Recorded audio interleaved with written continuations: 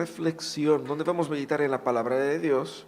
Estamos en la serie en Efesios llamado Nueva Historia. Y siempre que nosotros contamos nuestra historia, la historia de nuestra familia, siempre hay alguien que une toda la familia en nuestras historias. ¿Quién era o quién es, en tu caso, en tu casa, la persona que es así como la matriarca o el patriarca, la persona que une a todos los familiares? Seguramente ustedes tienen a alguien, ¿cierto?, que hace con que los tíos y los primos se encuentren una vez al año al menos, ¿no? Todas las familias tienen esa persona unificadora. Y es interesante porque no solamente sucede en nuestras familias, pero es así como sucede en la historia, ¿cierto? La historia humana, si nosotros nos fijamos, es contado a partir de referentes. Y esos referentes son los que nos dan perspectiva. Nadie sabe quién era el auxiliar de Arturo Prat, quizá algunos historiadores, pero si usted habla, Arturo, yo sé quién es, pero o sea, vagamente, claro. Pero si usted habla de quién era el auxiliar, el tío, no tengo idea. Porque esos íconos históricos, ellos de cierta manera resumen y unifican la historia para que tengamos una comprensión de la historia a partir de ellos. Y es interesante porque ellos funcionan como agentes ordenadores de la historia.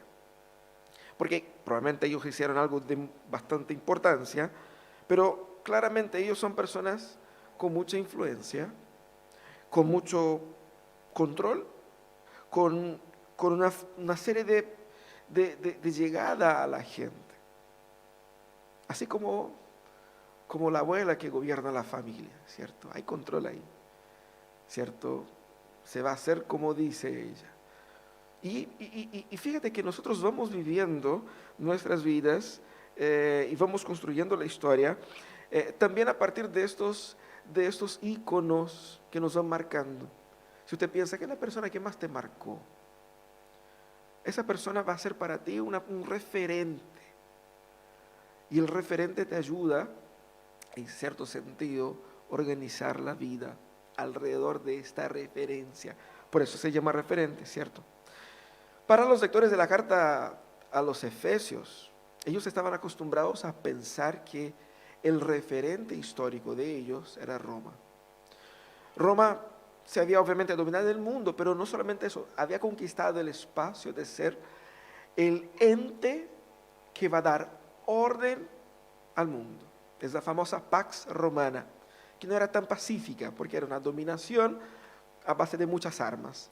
Pero sí, ¿cuál era la lógica? Vamos a traer prosperidad y paz con tanto que se sometan a nosotros.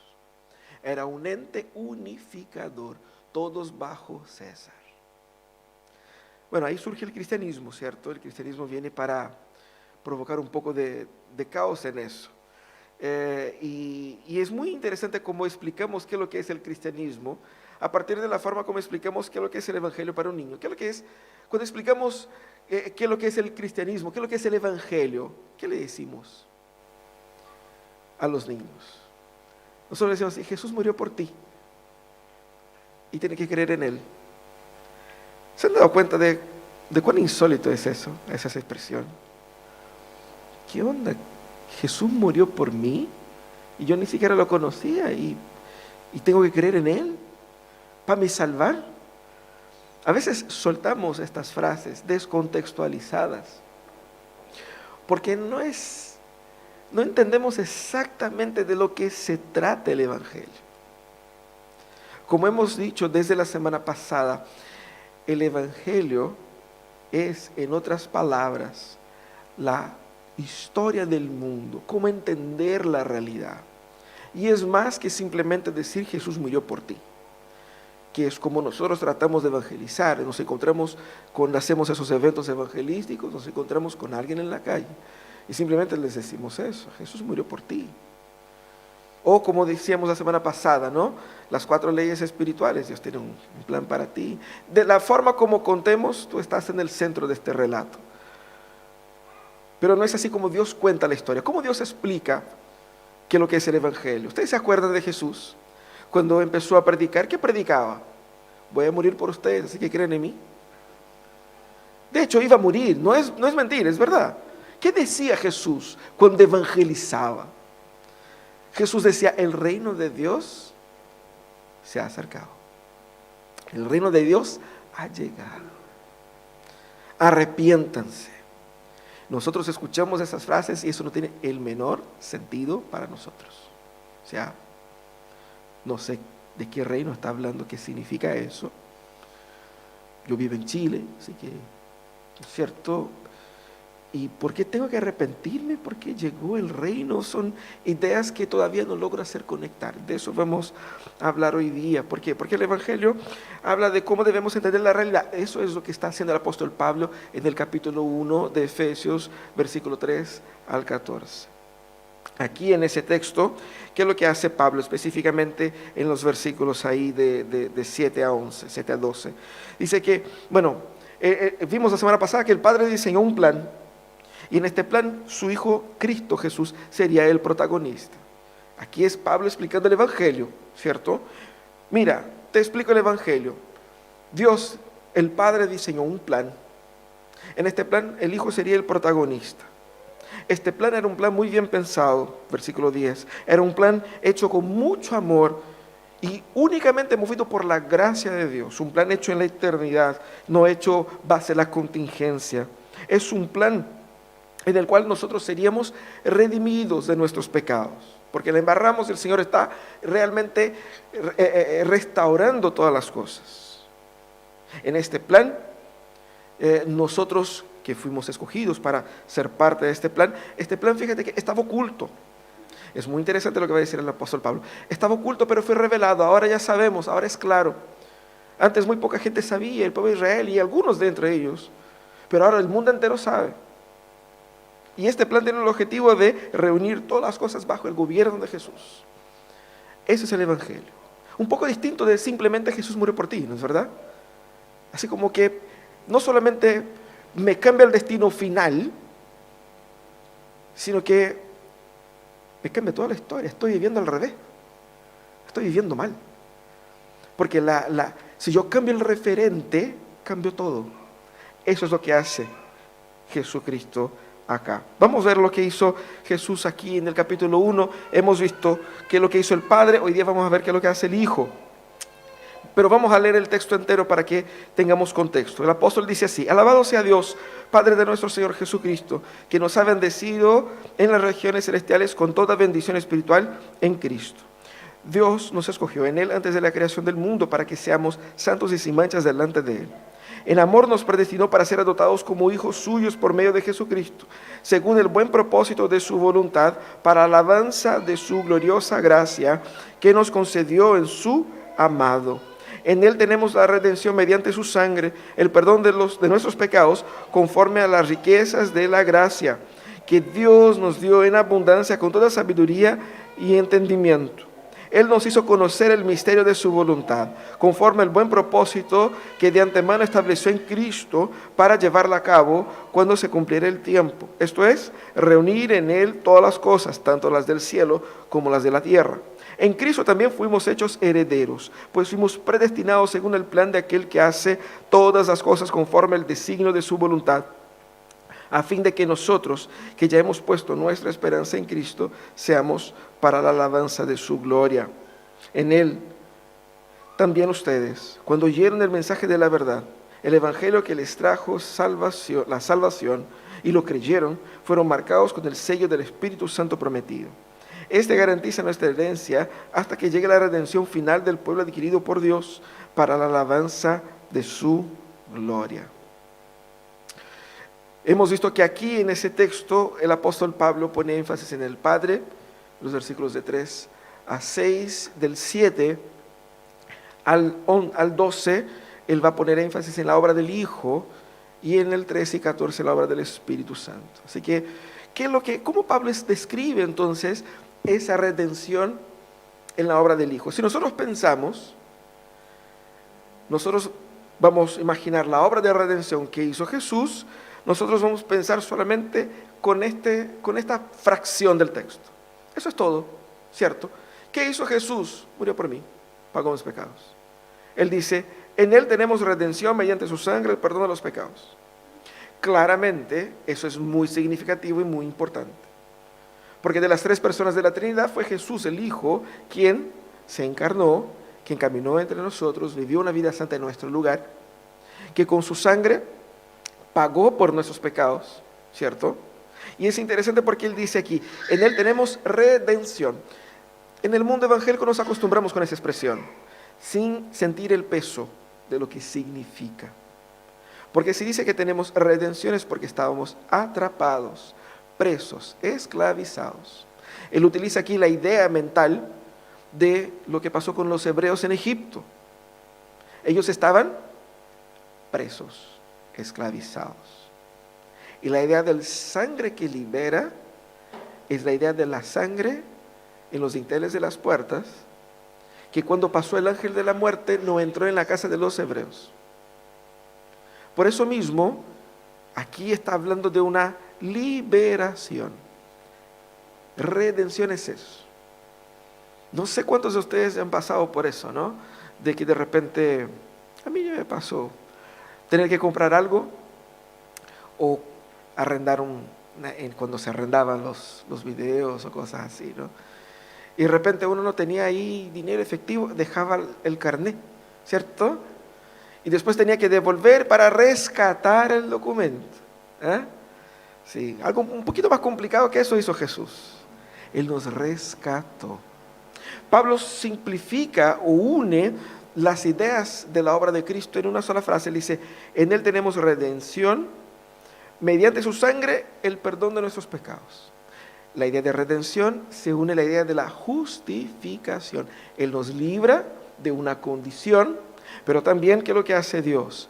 Nos perdona, nos justifica. ¿Por qué? Porque ya te libro, pero hay una deuda pendiente acá. ¿Quién paga? Y lo que une las dos ideas es la sangre de Jesús.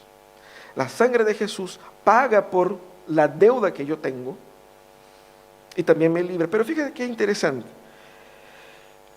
Jesús nos redime mediante su sangre, es el perdón de los pecados, y para nosotros el evangelio se termina acá. Se acabó, ¿cierto? Bueno, nos vamos para la casa. Porque hasta ahí llegamos, cuando explicamos el evangelio. Jesús murió por ti, pagó por mis pecados, se acabó. Como que, entre comillas, ya no lo necesito. Porque ¿cuál es mi problema? El pecado, Él ya lo resolvió. Ok, gracias, me voy. ¿Cierto? Pero el plan de Dios no era solamente ese. Viene más. Y el apóstol Pablo está aquí, en ese texto que vamos a ver hoy día, llegando al clímax de su poesía. Entiendan que todo eso es como una poesía, como una canción, ¿cierto? Y él todavía no ha llegado al clímax con esta frase. Él nos invita entonces a crear ese clímax. Pero para llegar al clímax hay toda una melodía que nos va llamando hacia arriba, ¿cierto? Eso es lo que hace el apóstol Pablo. Él nos invita a caminar hacia arriba, como que va calentando. Como cuando uno ve que la canción está poniendo más volumen, hasta llegar al coro. Y es muy hermosa cómo está construida eso, porque nosotros tenemos esta primera estrofa, vamos a tener una segunda estrofa, donde él va a comenzar de la misma manera. En él tenemos herencia, tenemos la transición, ¿cómo se llama eso? Entre la estrofa y el coro. Puente, ¿cierto? Tenemos el puente y tenemos el coro, donde él pone todo el power ahí. Eso es lo que está haciendo el apóstol Pablo con ese texto. ¿Cuál es la transición entonces? Es esta. Conforme las riquezas de la gracia que Dios nos dio en abundancia con toda sabiduría y entendimiento. Pablo como que añade aquí un otro aspecto que va más allá de simplemente de lo típico, Jesús murió por ti, cree en Él. Él habla aquí calentando, ¿no? Conforme a las riquezas. Él muere por ti conforme a las riquezas de la gracia. Y una gracia abundante que es derramada sobre nosotros. Pero ¿cómo la experimentamos? ¿Cómo experimentamos esta gracia que fue derramada? Y él dice, con toda sabiduría y entendimiento. Y fíjate qué interesante, porque él repite la idea de abundancia 3 veces. Riqueza, abundancia y toda. Pero lo que controla la idea aquí es la idea de la comprensión de la historia. Para allá va caminando el apóstol Pablo. La gracia de Dios que nos salvó abrió nuestra mente. Nos hizo caer la teja o cambiar el chip o como se lo diga. Nos dio una otra comprensión, como dice C.S. Lewis. C.S. Lewis dice eso: yo creo en Dios como creo en el sol, no porque lo puedo ver, es porque por cuenta del sol yo puedo ver todas las cosas. La gracia de Dios fue derramada sobre nosotros, dándonos una abundante comprensión de la realidad de todas las cosas. Y fíjate que esa mente renovada es la evidencia de la salvación en nuestros corazones. El puente está aquí en relacionar la obra de la redención y la manifestación de la gracia con el entendimiento cognitivo de cómo son las cosas. Porque esa mente renovada te va a ayudarte a ti a entenderte a ti, a entender tus problemas, a entender el problema del mundo. Porque entendiendo todas estas cosas, no caerás en la trampa de las distintas narrativas que existen en nuestra sociedad, que nos condicionan a posturas contrarias al plan de Dios. ¡Qué fantástico! La obra de Dios en nosotros nos abre la mente. Y Él está creando aquí solamente la antesala del coro. Porque en el coro, lo que Él va a decir es, y aquí el coro va creciendo cada vez más, en Él nos hizo conocer el misterio de su voluntad conforme el buen propósito que de antemano estableció en Cristo. Y aquí usted se pregunta, ¿de qué misterio está hablando Pablo? Esa es una palabra muy importante en el libro de Efesios. Muchas religiones en la iglesia, en el primer siglo y también en nuestros días, utilizan ese concepto de misterio porque solamente los iniciados conocen los secretos de la vida. Y Pablo aquí está hablando de un plan de Dios elaborado en la eternidad, y ahora dice que ese plan estaba oculto. Él va a volver a hablar sobre eso más adelante, pero piense por un instante. ¿Cuántas personas adoraban a Dios antes de Jesús en el mundo?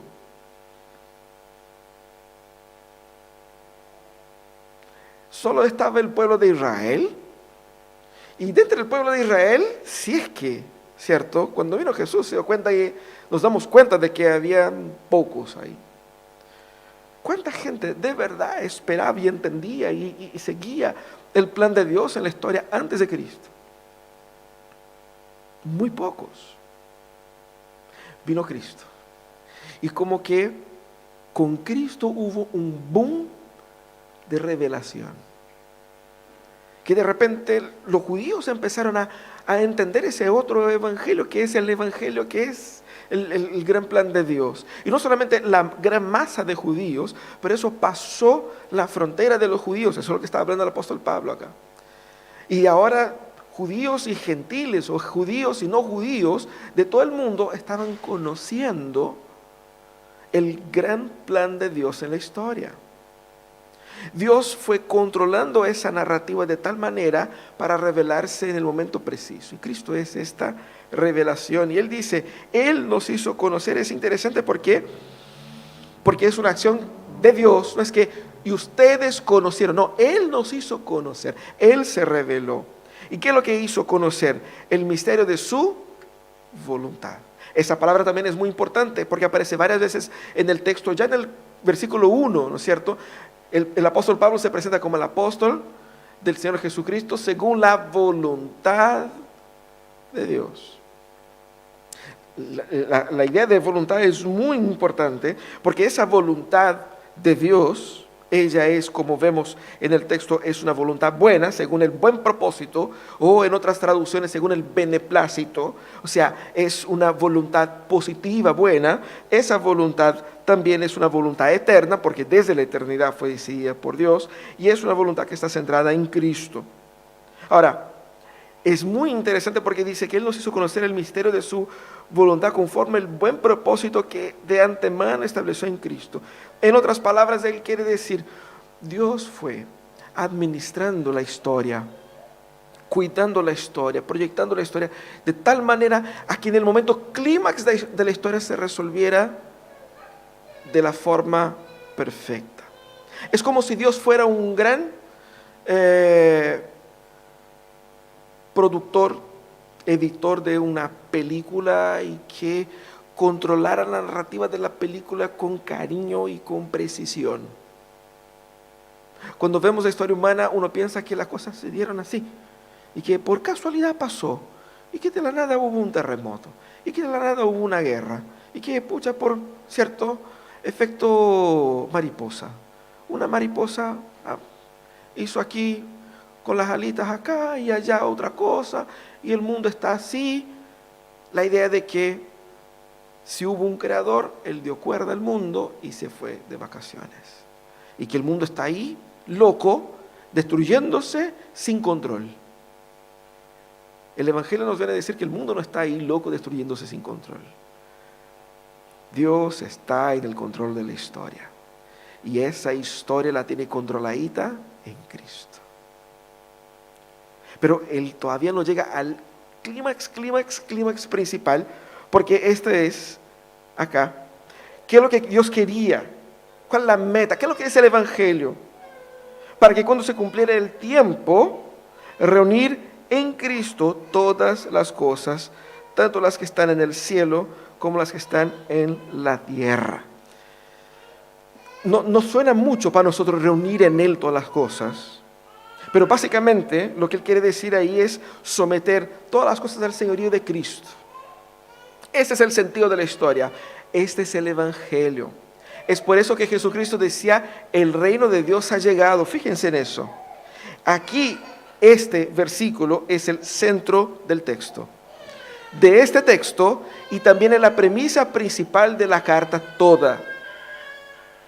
Porque fíjate que nosotros leemos el texto de Efesios y popularmente decimos, bueno, Efesios está ahí y habla sobre nuestra identidad en Cristo. Sí, también. ¿Pero por qué habla de nuestra identidad en Cristo? Porque habla del reino de Cristo y del gobierno de Cristo, en primer lugar. Como consecuencia encontramos una identidad dentro de este reino, pero está hablando del reino de Cristo, del gobierno de Cristo. Cristo gobierna la historia. Y Él gobierna la historia por medio de su iglesia, de su pueblo. La iglesia encuentra identidad por medio del gobierno de Cristo. Por eso este versículo es el centro de la carta. Y es la parte más olvidada en nuestros corazones y en nuestra vida práctica sobre cómo ser cristiano. Porque tú no puedes ser cristiano 100% sin entender lo que significa eso. Porque esto es el cristianismo, este es el Evangelio. Todas las cosas bajo el dominio de Jesús. Y eso es interesante porque el plan de Dios es establecer su reino en Cristo. Y es el reino de Cristo que reordena todas las cosas. El mundo en que vivían los efesios y la gente que recibió esa carta estaba programado para pensar que quien ordenaba todas las cosas era César. Nosotros estamos condicionados para pensar que lo que ordena todas las cosas, lo que da orden al caos que es el mundo, es la tecnología. Son los movimientos políticos que podemos hacer. Es la iniciativa personal. ¿Qué es lo que va a salvar el mundo? Si nosotros cuidamos el planeta, la ecología, somos generosos. Ahí hemos puesto nuestra esperanza, nuestro dinero y nuestra visión de solución de la vida humana. Cuando usted tiene alguna crisis en el matrimonio, lógicamente va a buscar una solución en donde usted encuentra que está cerca del ente que ordena todas las cosas. Tanto es así que fíjate cómo nosotros separamos la historia. Ustedes se han Se han pillado quizás diciendo así, ¿cómo era la vida antes de las redes sociales y después? Hemos separado la historia por un referente muy importante y muy presente, que nos ha reordenado la vida. Nos ayuda por un lado, nos perjudica por otro, pero es un referente. Esos referentes, en muchos casos, no necesariamente la red social, pero la tecnología en sí, funciona para nuestro corazón como una especie de salvador funcional. Lo que viene a decir el Evangelio es que no. Quien viene a reordenar el caos humano, tu caos, el caos de Chile, es Cristo. Por eso, cuando surge Cristo y el cristianismo en el primer siglo, surge como una ofensa a Roma. Por eso Roma perseguía. No es casualidad.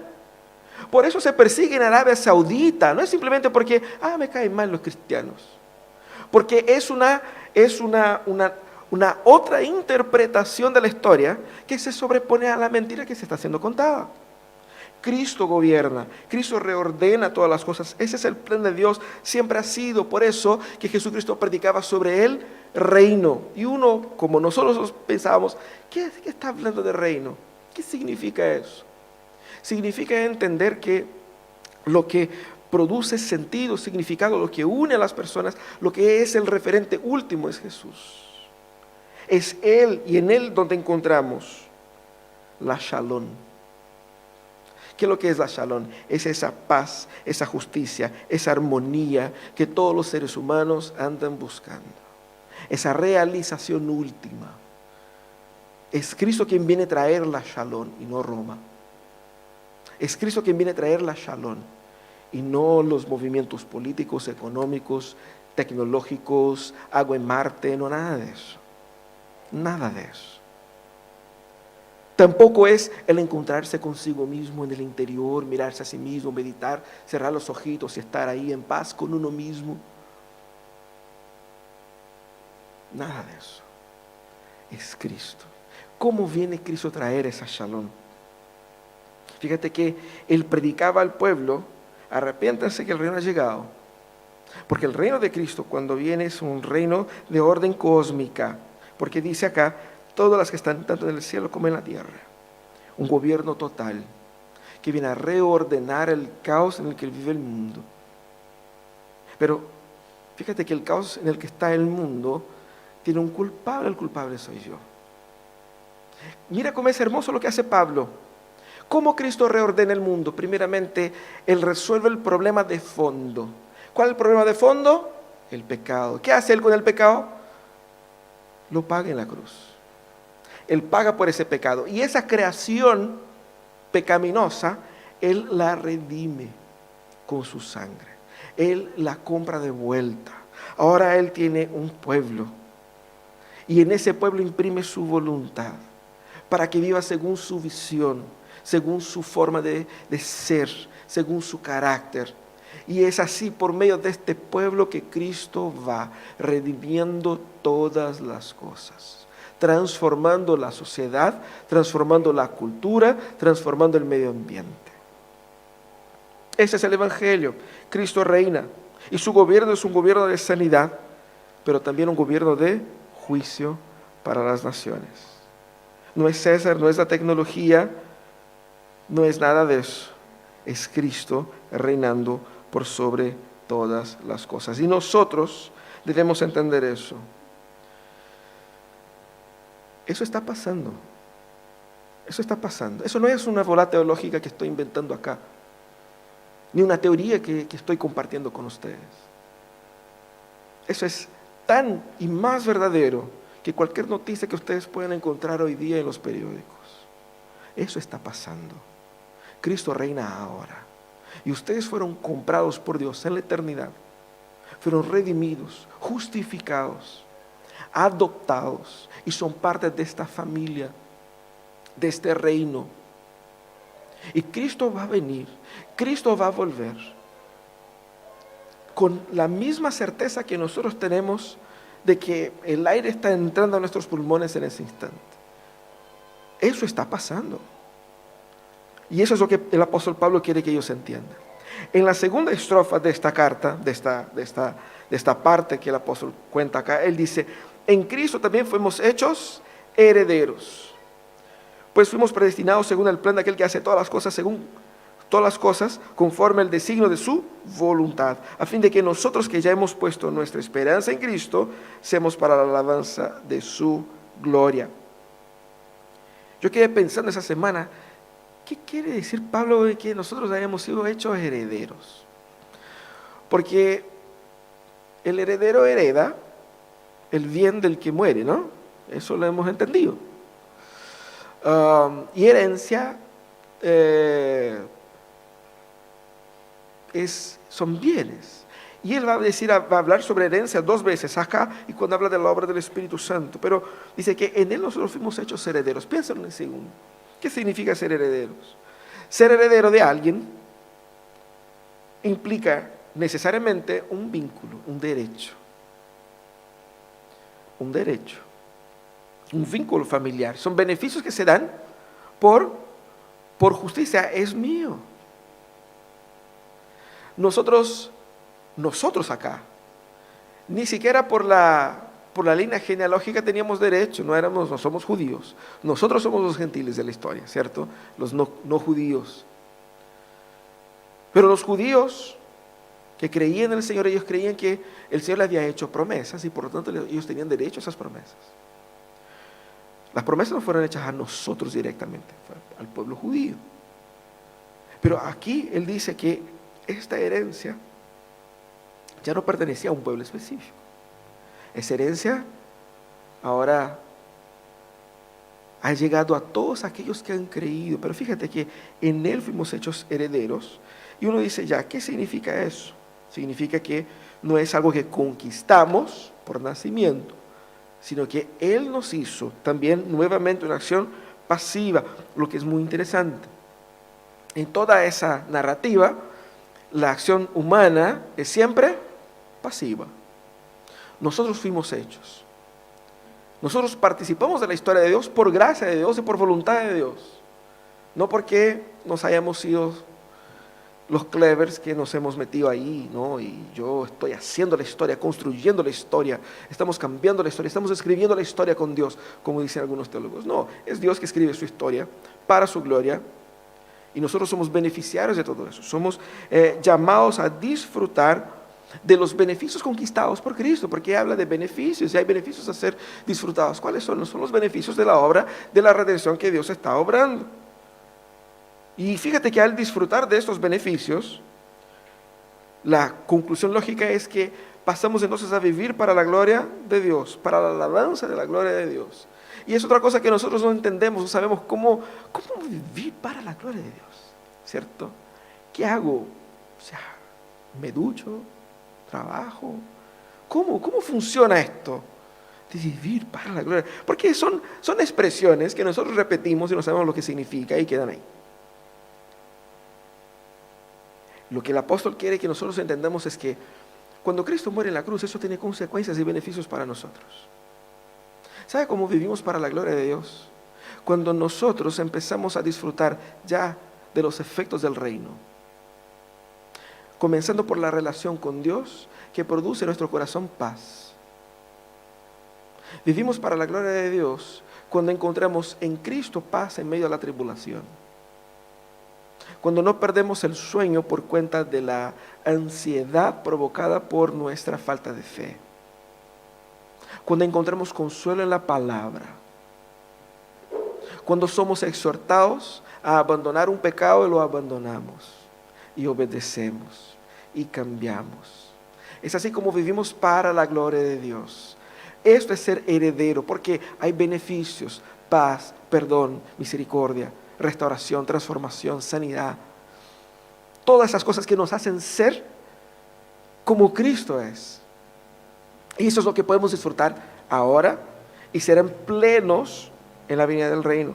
Y él dice ahí, él termina diciendo, ese es el plan eterno de Dios, a fin de que nosotros que ya hemos puesto nuestra esperanza seamos para la alabanza de su gloria. Nosotros terminamos el relato de la evangelización allá. Cristo murió por ti y se acabó. Y eso va siguiendo. El clímax es Cristo gobernando, y Cristo gobierna ¿para qué?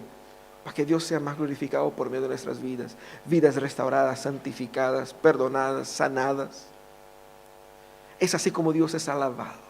Esa es la meta final del plan de Dios. El plan eterno de Dios nos ofrece la más elevada gracia. Nos redime en el más profundo amor. Nos lleva a ser parte del más maravilloso plan, y al vivir todo eso, llegamos al propósito de nuestra existencia: glorificar a Dios. Fuiste creado para glorificar a Dios. Fuiste creado para existir en el plan de Dios. Y tu vida no tendrá plena realización si no es así. A veces depositamos nuestra realización en conquistas. Si yo no soy padre, no seré una persona realizada. Si yo no tengo una carrera, no seré una persona realizada. Si no me caso, no seré una persona plena. Si yo no logro tener tal y tal condición, mi casa propia, no seré una persona realizada. Si yo no logro ver a mis nietos, no seré una persona realizada. Y vamos poniendo metas humanas que van determinando nuestra realización como seres humanos. ¿Para qué te despiertas todos los días en la mañana? ¿Cuál es el significado de todo eso? Te sacas la mugre trabajando, viviendo, buscando una realización en estas cosas que no son suficientes. Si no logro tener la apariencia así, no seré pleno. Si no logro tener esto, no seré realizado. Si no logro tener la última Mac que lanzaron la semana pasada, que todavía no llega al mercado, todavía no seré una persona satisfecha conmigo mismo. Estoy buscando algo que me llene, que me realice. Debes entender la real historia de lo que realmente está pasando en el mundo. Esta sed de realización solo será satisfecha cuando entiendas que estás viviendo dentro de un plan. Y en este plan, Dios en Cristo te restauró, te justificó, te dignificó y te dio un nuevo propósito, una nueva vida. Cuando entiendas eso y vivas eso, podrás experimentar la real satisfacción existencial. Todo lo demás, con hijo sin hijo, casado soltero, con mucho o poca plata, con carrera o sin carrera, como sea, no importa. Soy feliz con Jesús, porque tengo plena realización. Ese es el plan de Dios. Ese es el plan de Dios. ¿Cómo nosotros explicamos el Evangelio? No puedo simplemente decir Jesús murió por mí, porque Él murió por mí. Pero es más que eso. Dios en Cristo, eso es el Evangelio, es Dios en Cristo restaurando todas las cosas, sanando todas las heridas, resolviendo toda injusticia. Quizás muchos están con el corazón con las noticias de los últimos meses, ¿no? Así como que hay mucha injusticia, mucha violencia, mucha maldad, hay mucha corrupción, y incomodados con eso. Ahí está el Evangelio. El Evangelio es Cristo trayendo una solución para ese mundo lleno de injusticia, cesando todo dolor, toda violencia. Cristo es la solución para el alma, para tus emociones. Cristo es la solución para la política, para la economía, para la familia, para la cultura. Porque Él no vino a traer solamente una solución espiritual, Él vino a traer un reino, y el reino trae todo, reconfigura todo, todos los poderes, todas las fuerzas, todas las relaciones, las formas y las dinámicas de poder. El reino reordena todo, y Cristo es el referente que trae reordenamiento total. Si tu vida está desordenada, debes reordenarla en Cristo. Este es el Evangelio. Así que no se aflija. No se aflija. Cuál sea la aflicción que tengas, la angustia que tengas, la preocupación que tengas, no se aflijas, porque Dios tiene un plan. Dios tiene un plan. Y Dios está desarrollando su plan meticulosamente, con riqueza de detalles, con abundancia de gracia y de amor. Dios tiene un plan y Dios está incluido en ese plan. Y más que eso, Dios tiene una persona. A veces pasa en el grupo de hombres cuando alguien está con el auto malo, alguien conoce a alguien algún gaffiter o algún maestro o algún mecánico, y qué bueno cuando alguien dice, yo conozco a alguien. Esa persona que es la persona ideal, perfecta para el problema que tienes. O cuando de repente pasa, ¿no es cierto? Alguien conoce a algún médico que trate rodillas, ¿cómo se llama? Traumatólogo. Y alguien dice, yo conozco a uno que es excelente. Y en ese momento hay así como una chispa de alegría en el corazón. Ah, qué bien. Estoy asegurado. Y nosotros estamos perdidos y viene Dios. Dios dice, tengo un plan. Y más que un plan, tengo una persona. Ese es que va a traer orden a todo. Tengo un problema, tengo una persona para ese problema. Y esa persona es Cristo. El solucionador de vidas, el solucionador de historias, es Cristo. Así que viva este plan en Cristo. Todo se trata de Él. Y es interesante porque como creyentes, muchos de nosotros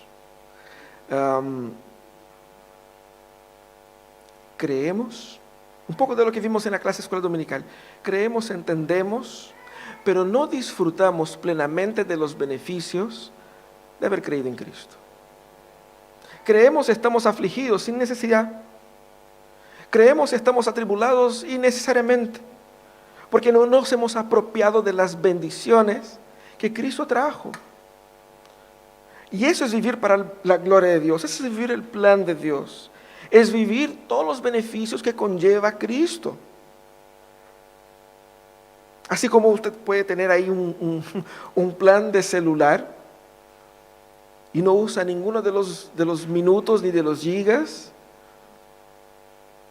y se aflige porque no tiene cómo comunicarse, pero está ahí, disponible. Viva este plan. Hay muchos predicadores de la prosperidad que dicen por ahí, tu mejor vida ahora. ¿Han escuchado eso? Tu mejor vida ahora. Pero están hablando en términos meramente económicos, de tener más plata, vivir mejor. Pero el plan de Cristo viene a decir algo similar. Tu mejor vida a partir de ahora, no la mejor de las mejores, porque lo mejor se viene, pero puedes vivir mejor. No es que vas a tener más plata, ni menos problemas, pero vas a tener más de Dios. Y vas a pasar por problemas y por bendiciones, y vas siendo formado en su carácter como Cristo. Hay una abundancia de vida en Cristo, una abundancia de realización, de sentido, de respuesta, de entendimiento, de cómo vivir, de cómo estar completo. De tal manera que estamos tan satisfechos con Cristo que estamos dispuestos a morir por esa verdad. Por eso que el pueblo se entregaba. ¿Quién es la persona? No solamente que une tu familia, pero ¿quién es la persona que une toda la historia? Ese es Cristo. Esa es la persona que cuando pasa en una fiesta, de repente cuando se va el alma de la fiesta, la gente como que muere la fiesta, ¿cierto? Y la gente, bueno, es hora de ir. Cristo es el alma de la fiesta. Cristo es el centro de la historia. Vamos a orar.